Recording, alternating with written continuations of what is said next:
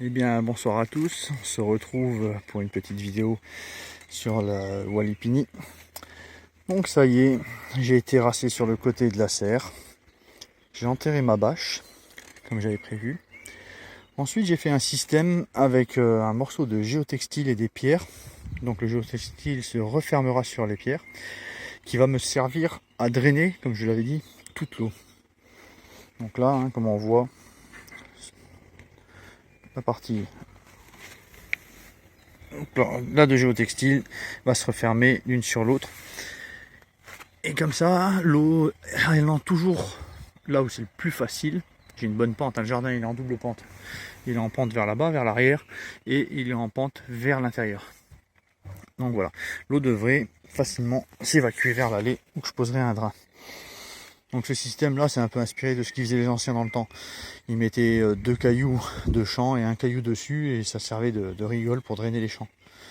Bon, moi j'ai mis les cailloux tous à plat, je les ai enfermés dans du géotextile. En théorie, ça devrait bien se passer.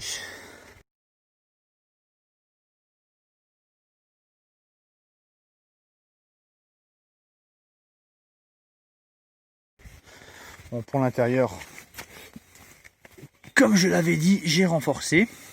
Donc les planches les plus larges de palette, je les ai mis en bas car il y aura le plus de poids. Et les planches les plus fines, je les ai mises en haut parce que là, la pique de terre sera vraiment minime. Alexis qui fait coucou à la caméra. Merci Alexis.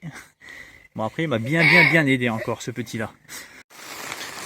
Et un petit tour dans la serre où les navets se portent bien, les salades se portent bien, les tomates se portent bien, et les haricots se mettent en rond autour des tuiles, se portent bien aussi. Donc tout ça c'est complémentaire.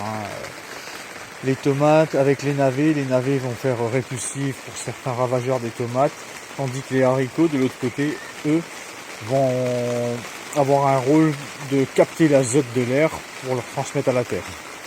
Voilà. Donc voilà. La serre ça se passe bien, sous une pluie battante, comme d'hab. On va avoir l'habitude en ce moment. Et au passage, un petit tour vers les fraisiers qui, malgré le déplacement, se remettent à donner de belles fraises, de petites mais très goûteuses. Donc ils ont bien repris dans la globalité. Sur chaque point on les a repiqués. Donc on va attendre qu'ils fassent estonon pour avoir des nouveaux pieds pour l'année prochaine. Voilà pour les fraisiers dans les big bags qui sont aussi pas mal remis. Et les fraisiers près de la cabane d'Alexis, où il n'y en a qu'un qui fait un peu la tête, mais il est quand même en train de repartir. Faut dire, le temps est propice.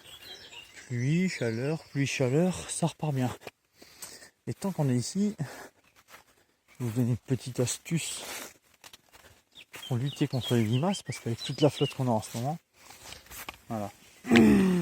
J'ai repiqué des choux rouges et ils se sont fait bouffer par les limaces.